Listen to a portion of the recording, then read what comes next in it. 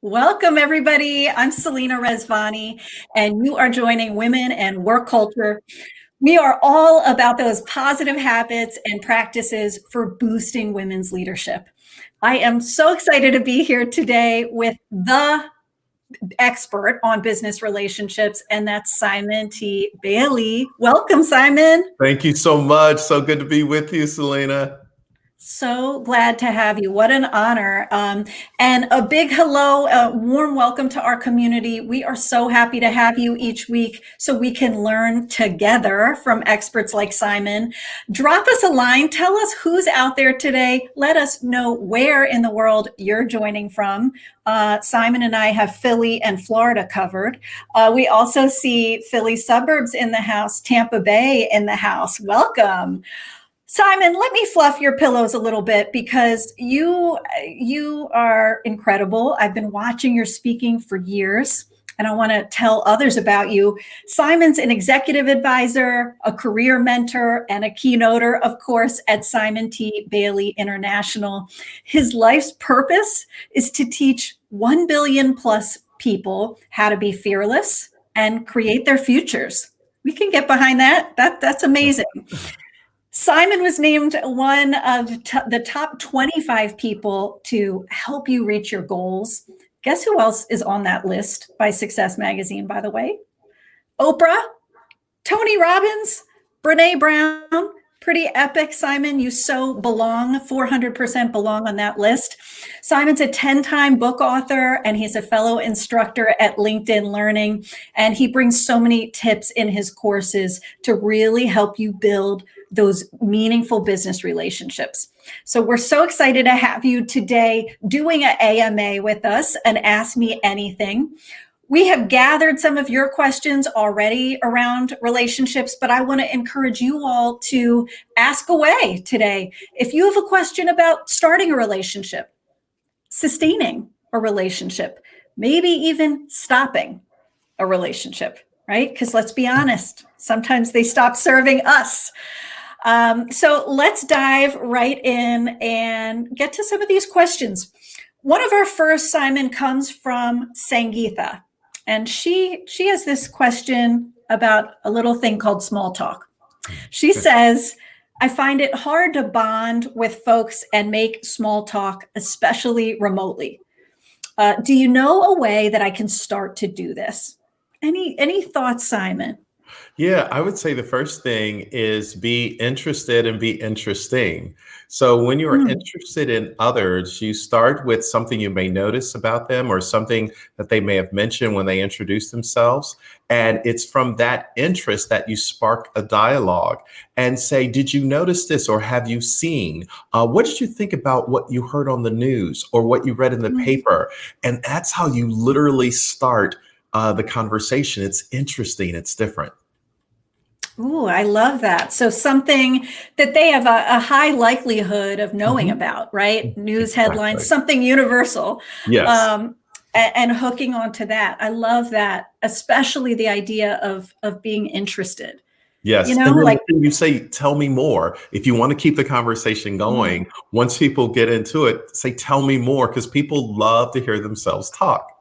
Yeah, that is so true. Universal truth bomb, I think, right there. It's true. And really, if you think about it for us, you know, all of us listening, how often do you feel like someone generously listens? Like no one else is there. You know, it's a way to stand out. So I love your advice.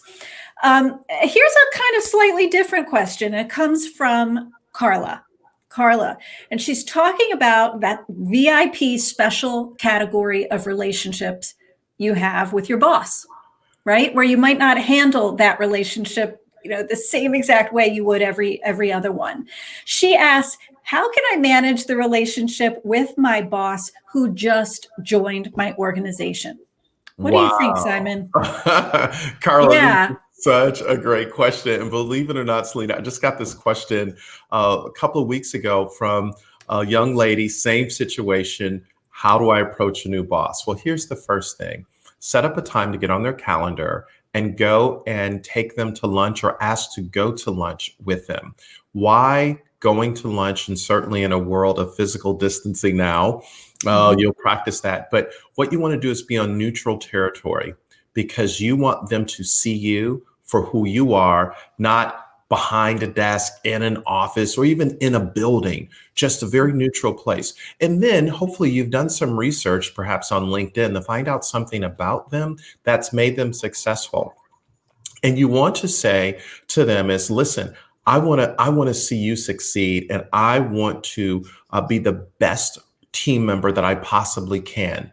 What is it that I can do to help you to succeed? And you start with that question: what can I do to help you to succeed? Because they're like, what? No one has ever asked me that before. And then you follow up with the second question and say, I notice that in reading, you are interested in XYZ, bring that up. Can you tell me more?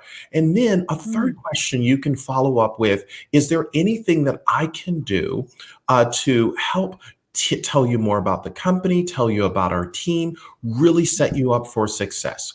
That's how you can start to build that rapport with a new leader. Oh, that this is so good. How can I help you succeed? It's almost like if someone asked you that, you'd be like, "Oh boy, get your check, get your notepad out because I have a lot of to-dos for you." It's so exciting to be asked that, Mhm. because often people are asking of you. They're not saying, "How can I help?" So I, Right. I love that way of setting yourself apart and the neutral territory. Yes. That there's, do you think, Simon, that's because you're more peer to peer that way, or is it something else at play versus being in the boss's office? Yeah, going to the boss's office, and we know sometimes people are working remote, but sometimes going to the office, it almost kind of puts you as certainly boss or leader to a team member. And it's to your point that you just made, you almost want to be seen neutral, peer to peer, meaning you're new to the company. I've been here for a minute. I think I can help cut down your learning curve. So let's Mm. meet on just a level playing field. And it's also a way to do a little brown nosing early on, if I'm keeping it Right. real. Well, it's almost like they're more likely to be a little more real. Aren't all of Yeah, us, going to let our guard down more in a coffee shop or a restaurant than the office? We yeah. might reveal more. So I love that point. I hadn't thought about it, but it gives you maybe a deeper chance to bond. Mhm. Um, we are hearing from Adrian all the way in Romania. Amazing. So happy to have you.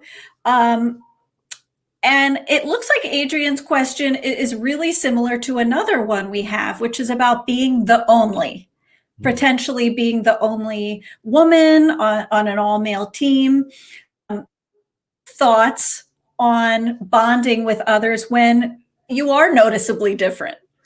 Absolutely.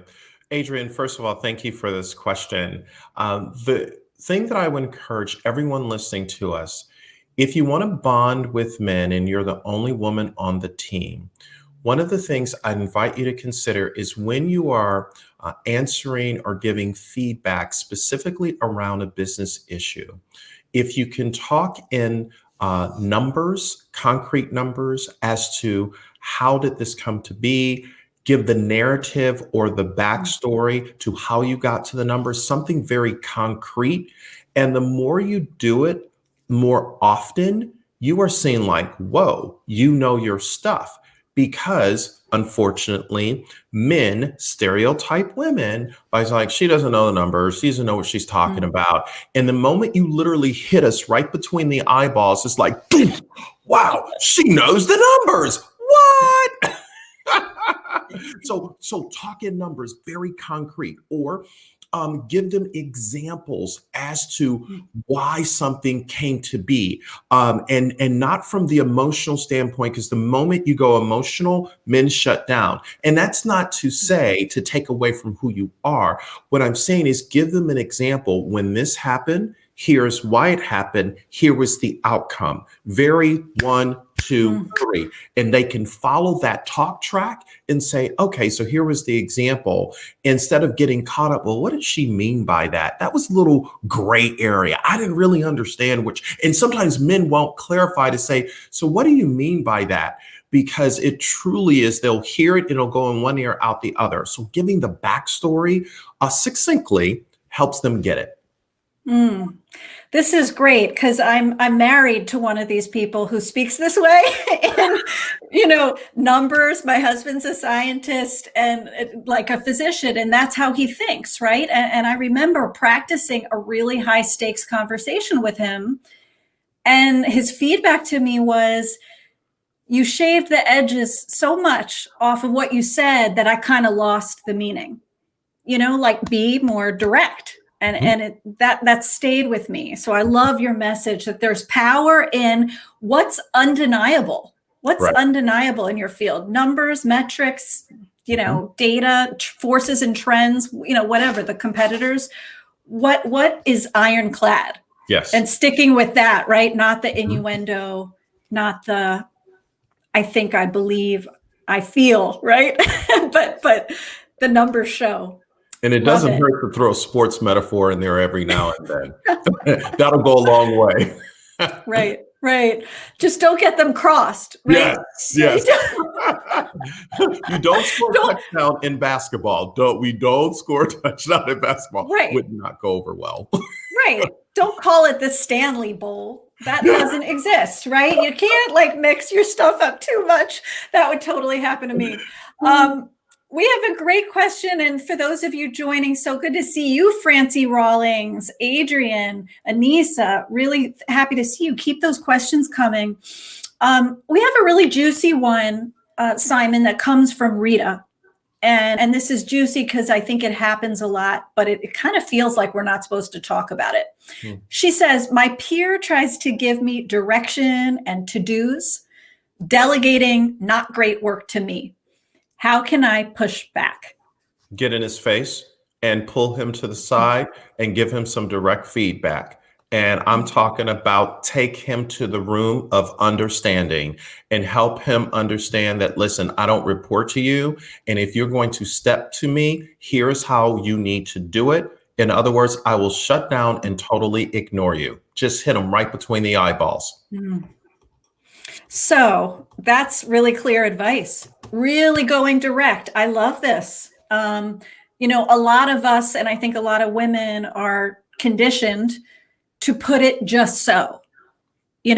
Let me put the other person at ease. Let me be No. extremely sensitive to but that's what's really counterintuitive about your advice, which I No, love. because here's the deal. What you permit, you endorse. So if you permit them to walk over you, they will continue to do that. So handle your business and put them in check now. Anissa is saying, be direct. I love it. It's so easy to dance around the subject. And it's true. It's true, isn't it? Exactly. We have another one, and I know you've written an entire course about this and recorded an entire course about it, Simon. Sponsors. We know women and people of color are less likely to have these sponsors, these powerful advocates in their corner. Mariam's question is simple but really important.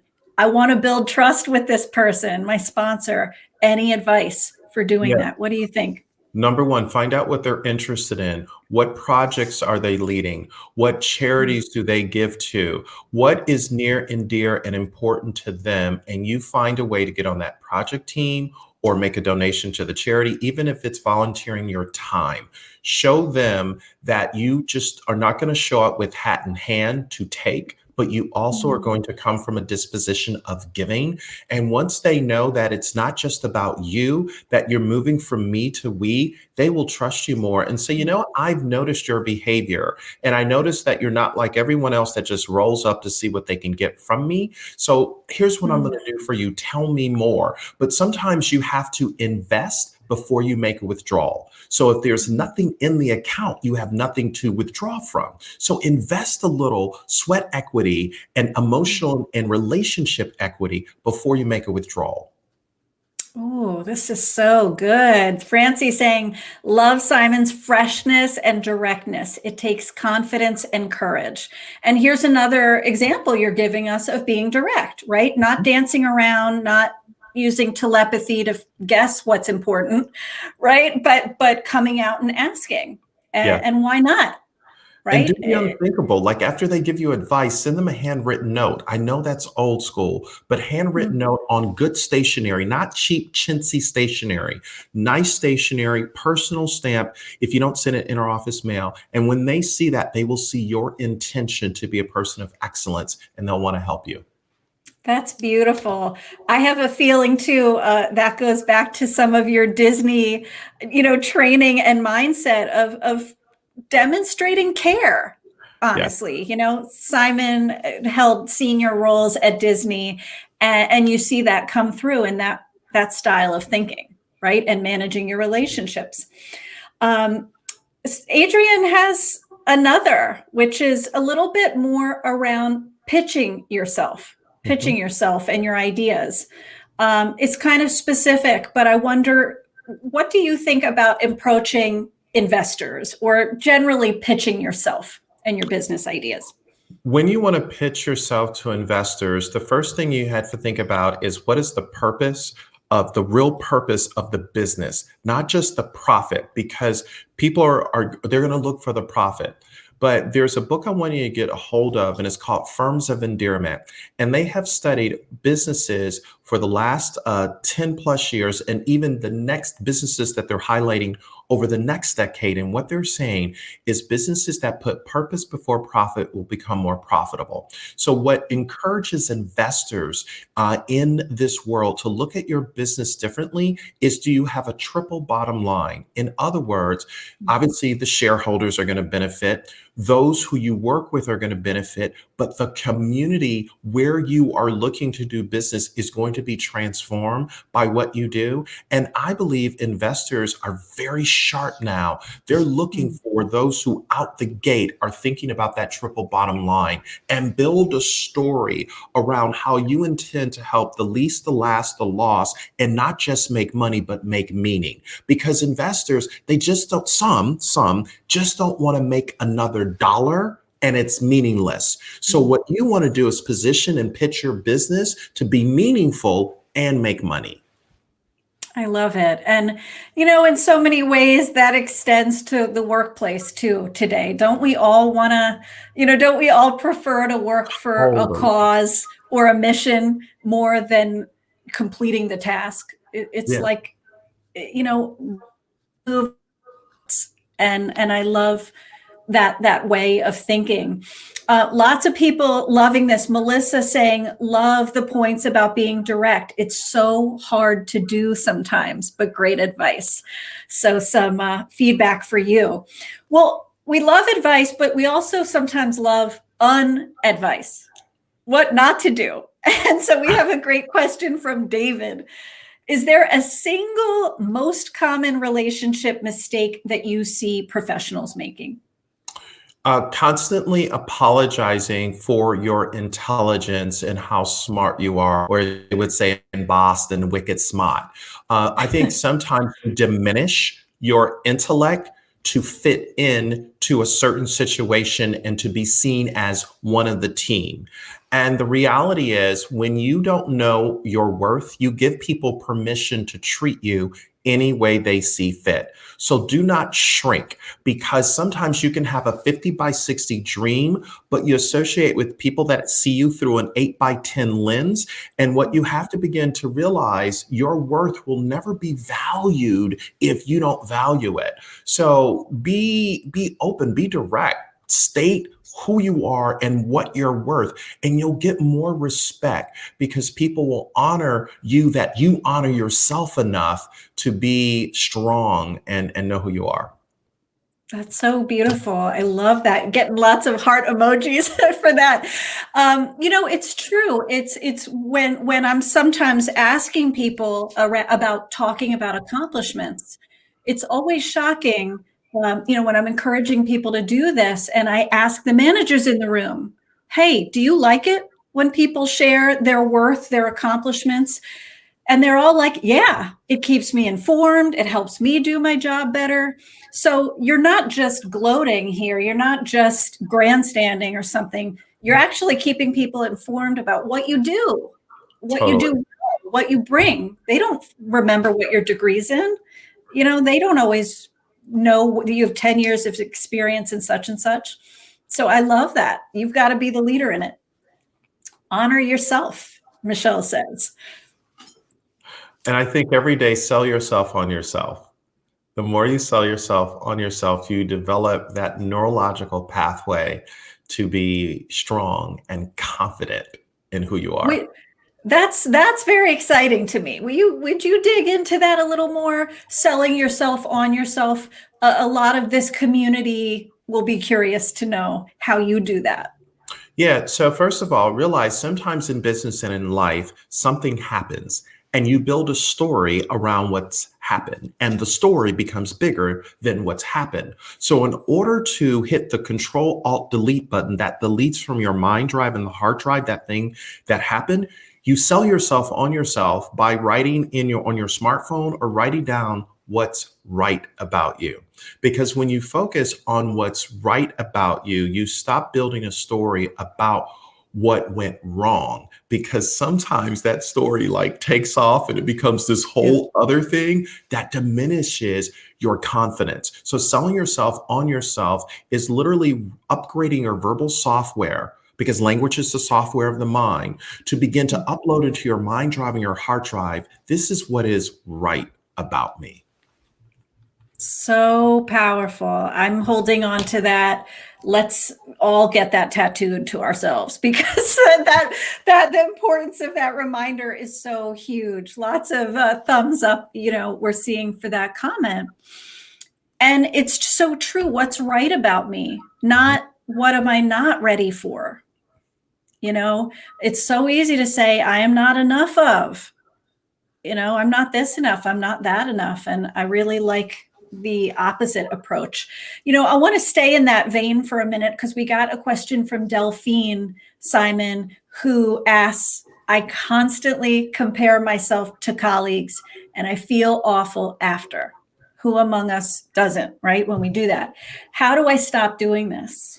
So, Delphine, the best way to overcome comparison inferiority complex is to, at the end of the day, begin to write down what did you accomplish and celebrate it, no matter how small, medium, or large it might be. And do this every day. And you're probably saying why? Because Delphine, the moment you begin to say, you know what, I did that, it builds up your confidence. It builds up your self esteem. It builds up your self worth. And what happens is you begin to vibrate into the universe that, you know what? I've got this and I kind of got it going on. That's not arrogant or anything. That is just the internal dialogue that allows you to move quicker and faster in believing in you. Hmm. And it's perfect because one comment we just got was it can feel weirdly arrogant to toot your own horn. What's exciting about what you're saying is it's just facts. It's Like just if facts. it's just facts. I got these 7 things done today and Yeah. that feels good. That's It's that's enough to celebrate. Yeah, it's like the story of Picasso sitting in a restaurant and a woman notices Picasso. She goes over to Picasso and say, "Hey, can you draw me something?" And he whips out a napkin and draws it in 10 minutes. And she proceeds to take the napkin and he said, "That'll be $10,000." And she said, "But it only took you 10 minutes." He said, "No, it took me 50 years." Hmm. So when you understand your worth, you never diminish yourself. You always celebrate yourself instead of being tolerated by others. That's so beautiful. I love it. Wow. Michelle says, I want to stay on this vein of thought of putting yourself in the limelight, right? Mhm. Anna asks a question that's really apropos to our current world. In this virtual environment, when I deliver on my work, nobody seems to notice. Mhm. Any thoughts on getting on people's radar remotely? Yeah. So one of the things I want you to think about during this remote time, serving is the new selling. And I know people don't like to sell themselves, but you can serve and it doesn't come off like you're selling. So in other words, find out what your other remote team colleagues need, where there's a pain point, what they might be going through. And what would it be like for you to say, have Panera bread delivered to them, or something that's just a little surprise? Now you're probably saying, what does that have to do with selling? What you're doing is you're serving them based on something that they need, and they will remember you, not trying to get them to approve a project or to say yes to what you have going on, but you came alongside them and emotionally connected with them. All of a sudden it opens them up to say, that was different, tell me more, how can I help you? So how do you realize that serving is the new point of connection to really advance your career?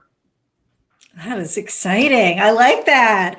It reminds me, I'll never forget having the pleasure to interview a president at Saks Fifth Avenue. And I said, how'd you get here?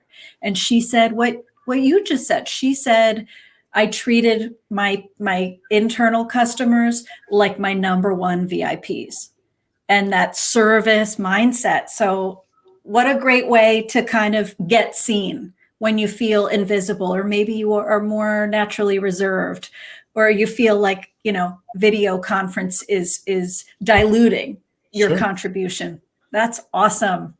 Well, Simon, I know our time is limited, and so I just want to ask you, is there a parting truth bomb you would like to leave people with? When you think about managing relationships in the times we're living in, what do you want to really stick in our brains? Relationships are the currency of the future. Stop selling and start connecting, because when you try to sell yourself or promote yourself, that's transactional. But when you build a relationship, I'm now relating to the cargo in your ship.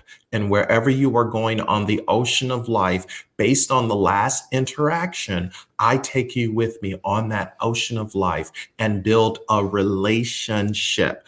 So I'm intentionally mixing metaphors, but relationship is the currency of the future, that you move in the same direction together.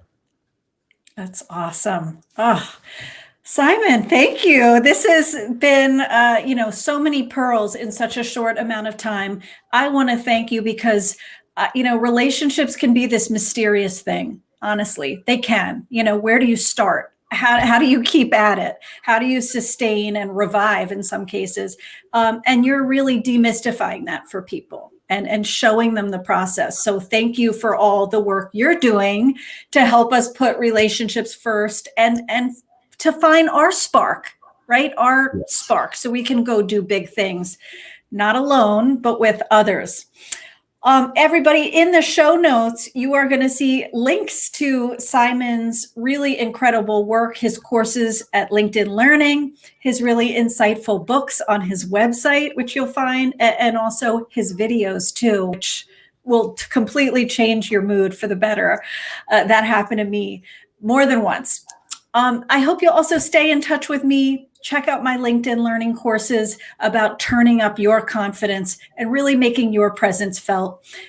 Be part of my newsletter tribe. Follow me here on LinkedIn, and Simon as well if you're not. Thank you, everybody. I hope you'll stay healthy, stay well, and lead on. Thanks so much.